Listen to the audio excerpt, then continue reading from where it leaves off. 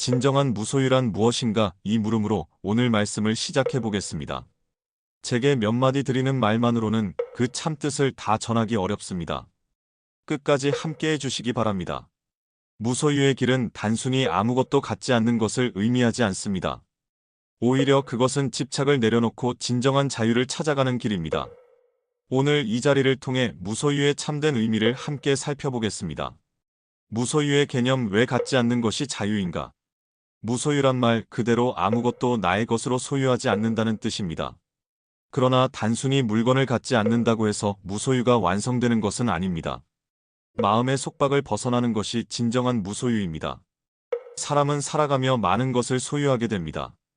옷과 집, 차와 돈 같은 물질뿐 아니라 사회적 지위나 명예, 인간관계, 심지어 자신의 감정에 이르기까지 갖고자 합니다.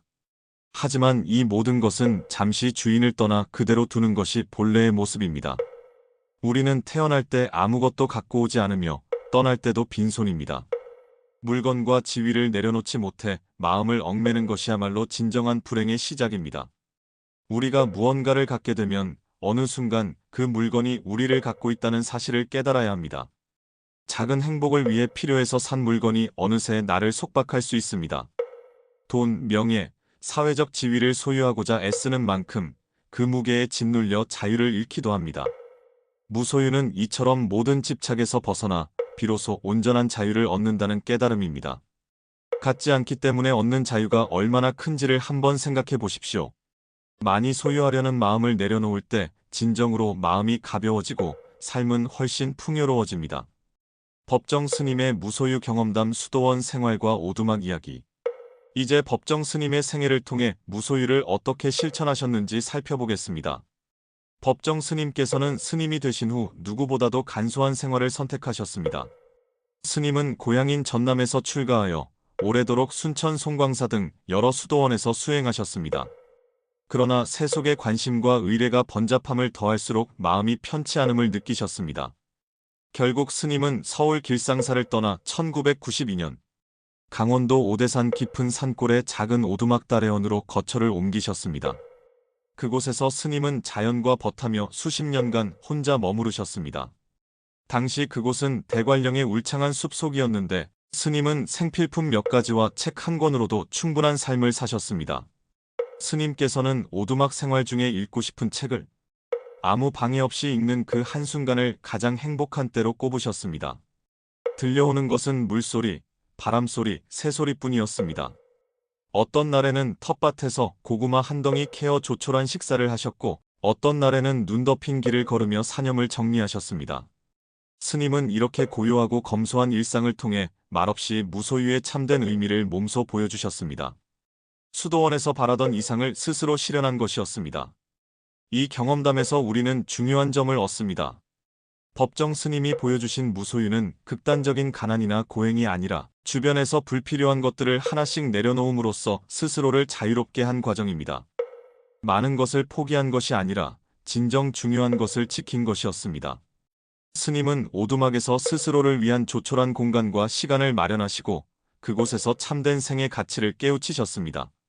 중장년의 우리도 일상의 군더더기를 정리하며 자신에게 꼭 필요한 것과 진정으로 원하는 바를 성찰해 볼 수 있겠습니다. 소유의 굴레, 물질뿐 아니라 관계, 명예, 감정까지 집착. 이제 소유의 굴레에 대해 생각해 보겠습니다. 소유의 굴레는 단순히 물건에만 국한되지 않습니다. 사람은 자신에게 가까운 모든 것들을 소유하려는 마음이 있습니다. 가족이나 친구, 연인까지도 자기 마음대로 되고자 하는 집착은 큰 괴로움을 낳습니다. 또 사회적 지위와 명예에 매달리는 것도 스스로를 묶는 일입니다. 남보다 더 많은 학벌, 지위, 이름을 갖고 싶어하는 욕망은 결국 불안과 경쟁을 일으킵니다. 더 나아가 자신의 감정마저 소유하려고 합니다. 분노와 원망, 질투 같은 감정에 자신을 맡기면 그것은 마치 마음의 족쇄가 됩니다. 일례로 우리는 어떤 사건에 화가 나면 그것을 계속 붙들고 삽니다. 왜 나에게 이런 일이 일어났지? 라는 생각을 반복하면서 과거에 머뭅니다. 이 역시 우리가 소유하는 집착입니다. 법정 스님께서는 소유욕은 이해와 정비례한다고 하셨습니다. 내가 무엇을 더 많이 가지려 할수록 타인과 세상을 이해하는 마음은 줄어든다는 뜻입니다. 즉 나는 남의 것, 나의 애정을 독점하려 하고 남도 나를 소유하려 한다고 여기며 큰 갈등과 상처를 빚습니다.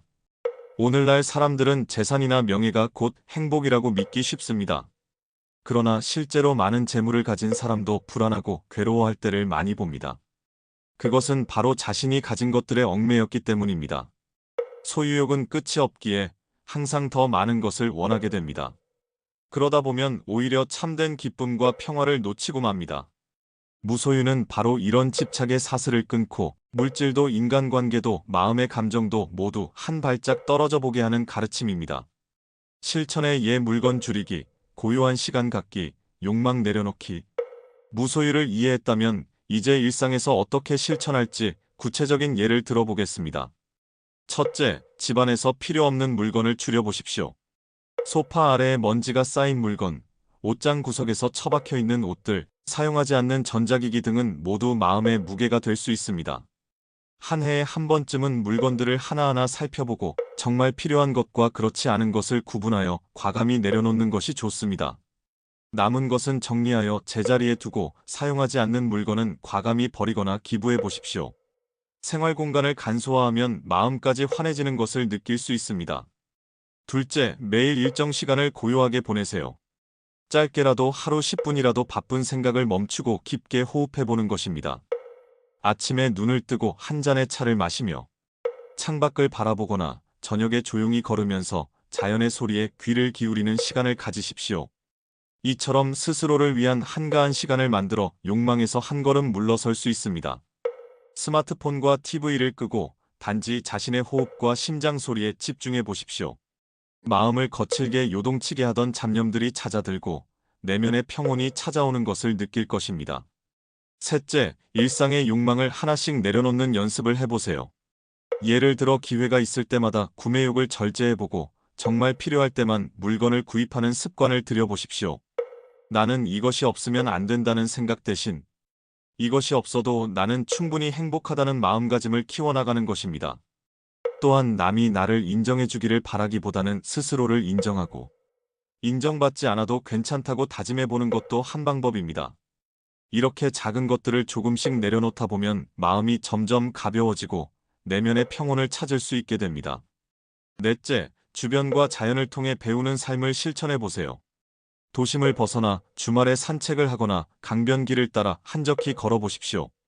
꽃과 나무, 구름과 바람처럼 그저 자연스럽게 존재하는 것들의 삶을 보노라면 나도 모르게 마음이 편안해집니다. 아침 저녁으로 한 손에 물건을 들지 않고 집을 나서 보십시오. 사물에 매이지 않은 자유로움을 느낄 수 있습니다. 이러한 작은 실천들은 무소유의 가르침을 몸소 익히는 길이 됩니다. 자연과 함께 사는 삶 단순함에서 오는 평온. 무소유의 철학은 자연을 벗삼는 삶에서 더욱 깊어집니다. 자연은 본질적으로 있는 그대로입니다. 꽃은 피고 지고, 나무는 그늘을 들이우고, 산새는 소리를 내며 아름다움을 노래합니다. 그 모든 것은 소유와 욕망에서 벗어나 흐르는 대로 살기에 가능한 일입니다. 법정 스님은 자연 속에서의 삶을 통해 단순함 속에 평온이 있다는 진리를 체험하셨습니다. 우리도 일상에서 자연을 가까이 하는 습관을 가져보세요. 창밖에 빗방울이 떨어지는 소리에 귀 기울이고 새소리나 바람소리를 들으며 잠시 눈을 감아 보십시오. 가까운 공원이나 산에 나가 풀 한 포기 손끝으로 만져보는 것도 좋습니다. 자연은 애쓰지 않으면서도 그 존재만으로 큰 가르침을 줍니다. 이처럼 자연과 더불어 조화로운 삶을 살면 복잡한 욕심도 자연히 잦아들고 마음은 어느새 고요해질 것입니다. 또한 우리 주변의 단순한 사물과 사소한 일상의 소중함을 느껴보십시오. 손에 들고 있는 커피 한 잔, 웃는 자녀의 얼굴, 친구의 따뜻한 말 한마디도 지나칠 수 있는 기쁨입니다. 이 모든 것들은 큰 것을 바라지 않아도 얻을 수 있는 행복입니다. 자연과 함께 단순함 속에서 시간을 보낼 때 비로소 우리가 가진 것의 소중함과 자신의 존재 가치가 온전히 보입니다. 결국 무소유는 자연과 삶의 본연으로 돌아가는 것입니다. 질문에 대한 성찰: 무소유는 포기인가, 무관심인가? 강연을 마무리하며 흔히 던져보는 질문을 함께 성찰해 봅시다. 무소유는 단순히 포기하는 것일까요? 무관심한 태도를 의미하는 걸까요? 아닙니다. 무소유는 절망적인 포기가 아니며 세상과 단절된 무관심이 아닙니다. 오히려 그 반대입니다. 무소유는 주어진 조건과 인연에 감사하며 그 속에서 살아가는 선택입니다. 작게 소유하는 대신에 더 큰 것을 얻는 지혜입니다. 무소유는 어떤 물건이나 위치를 아예 버리는 데만 집중하는 것이 아닙니다. 그것은 마음의 주인이 되는 길입니다. 스스로의 욕망과 집착을 내려놓을 때 그 빈자리에 진정한 관심과 연민이 채워집니다. 예를 들어 남이 하는 일에 간섭하거나 평가하는 집착 대신에 그 사람이 스스로 성장하도록 믿고 지지하는 마음을 갖는 것입니다. 물질과 명예에 얽매이지 않되 세상과 어울려 조화롭게 살아가는 지혜로운 태도입니다. 다른 사람의 말과 행동에 일희일비하지 않고 내가 가진 작은 것에도 감사할 수 있을 때 우리는 비로소 주변의 모든 것과 자연스럽게 연결됩니다.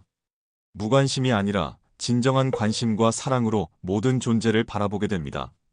빈손으로 세상을 대할 때 우리는 세상 모든 것을 품게 됩니다. 무소유는 마음의 걸림돌을 없애고 삶의 근원적인 가치를 깊이 보게 하는 깨달음입니다. 마무리 강조 무소유는 비움이 아니라 온전히 살아있음.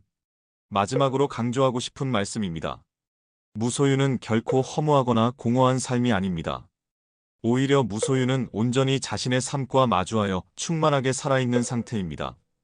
우리가 가진 욕망과 번뇌를 하나씩 놓아보면 그 빈자리에 존재와 자유가 채워집니다. 스스로를 가볍게 할 때 날갯짓 같은 자유로움을 얻을 수 있습니다. 크게 버리는 사람만이 크게 얻을 수 있다는 말처럼 일부러 크게 비운다고 해서 손해보는 것이 아닙니다. 그 빈 곳에 더 깊은 인내와 평화가 찾아옵니다. 아무것도 갖지 않았을 때 비로소 온 세상을 갖게 된다는 역설의 진리가 바로 무소유입니다. 중장년의 여러분도 인생 여정에서 수많은 일과 사물을 내려놓으며 본래의 나를 찾아가는 여정을 시작해 보시기 바랍니다. 비움 속에서 삶의 진한 향기를 발견하게 되실 것입니다. 감사합니다.